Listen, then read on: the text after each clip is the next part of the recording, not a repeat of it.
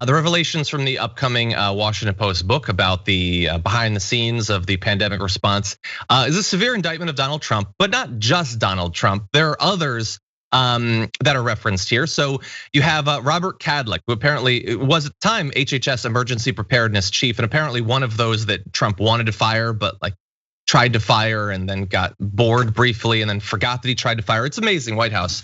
So he was involved in the initial purchase of 600 million masks. He took his plan in late March to Jared Kushner, who apparently exploded in anger, throwing his pen against the wall in frustration when he learned the masks wouldn't arrive until June. He yelled at the HHS emergency preparedness chief, "You effing moron, we'll all be dead by June." And that's obviously amazing.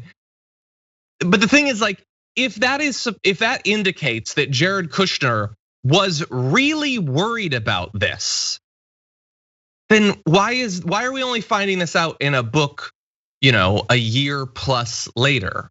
Why was Jared Kushner, who was in charge of virtually everything the government was doing over the last 4 years, why wasn't he more public about this? If he thought that masks were so important, where was that? I never heard Jared Kushner talk about how people need to be wearing masks, we need to be spreading masks and all of that.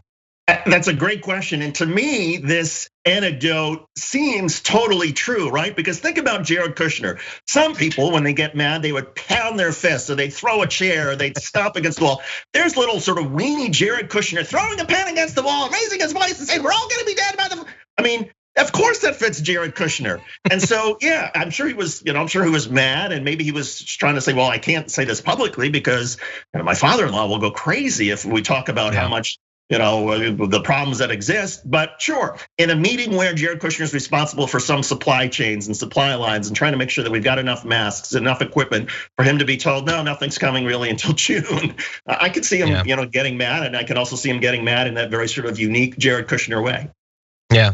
I could, and look, I feel for Jared a little bit. Like, he was blindsided by this thing because he was busy working very hard and diligently on achieving a peace in the Middle East. So, it's like he's got a lot of irons in the fire, I guess. Well, anyway, it's so charitable to Jared because here's one thing about the COVID. If you remember, John, that he was in charge of, remember, he created this sort of special task force, but none of these people on this task force in the spring of 2020 actually had any experience in government supply chains. They didn't bother to go to the Pentagon. They didn't go to the various government agencies that are used to doing this thing. They just created the best minds that Jared Kushner knew, all these sort of young guys, but they didn't have the right experience. So it was fine that he created this task force, but they actually hurt themselves and hurt all of us by putting people on this task force who had no idea how the federal government worked.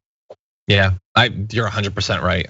And that was true in a lot of different areas of the federal government during the Trump years, but this was possibly the most damaging instance of that. Now, we also have the chief of staff to Vice President Mike Pence, Mark Short, who apparently pushed back against an HHS effort to send free masks to every American household in the response's early days, a step that some public health experts think would have depoliticized mask wearing, but which Short believed would unnecessarily alarm people. Several senior officials also compared masks to, quote, underwear on your face, with one remarking that they look like a training bra. I don't understand people. Has no one in this administration ever like sanded a piece of wood, painted a little bit? You wear masks to protect your lungs. That's what you do. It shouldn't be new to these people at 50 years old. The idea that sometimes you might have to wear a mask. Have you ever been scuba diving? Like, you wear a mask to protect yourself. It's not like, oh yeah, I really want to see that sea urchin, but I'd rather drown than put underwear on my face. It's so stupid, and these people were in charge, as you were just alluding to. Like, we are at risk because of their ignorance, vanity, and weakness. I agree with you, and full disclosure here, I sometimes have this sort of claustrophobia thing with masks. I absolutely hate masks. I hate crowded elevators. I can do scuba diving, but not if the water's sort of too deep. So I get it. I get why people don't want to put this thing on your face and have to, give the okay sign or whatever you do in scuba diving.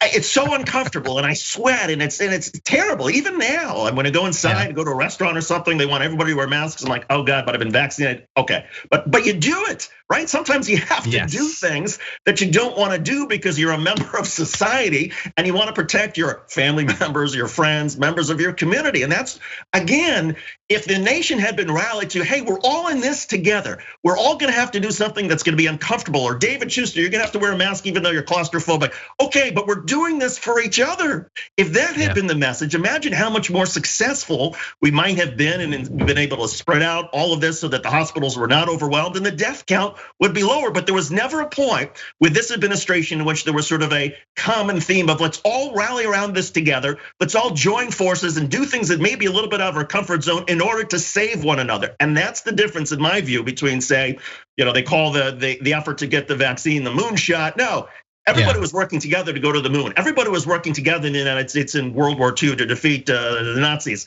We were not all working together to defeat the pandemic. And to me, that is just the worst thing about the record of the Trump administration and all of this. Yep, and you're right. And it leaves me wondering, can we all work together ever again on any major challenge? Like if something worse than the pandemic comes, will we be torn apart by Fox News and petty, vain men? I worry about that.